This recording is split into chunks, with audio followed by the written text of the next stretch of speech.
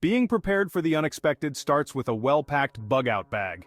Today we'll show you how to build your own DIY bug-out bag, filled with everything you need for an emergency. Start with the essentials: water, non-perishable food, and a first aid kit.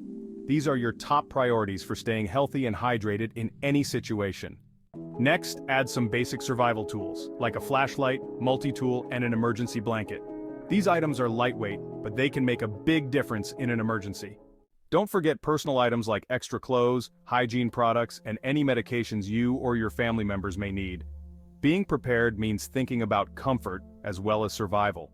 Lastly, always double-check your bug-out bag. Make sure everything is securely packed and ready to grab at a moment's notice. It's also a good idea to review and update your gear regularly.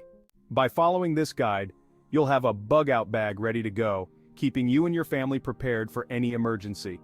Hey, if you like this video and want more info on this topic, click on this video here.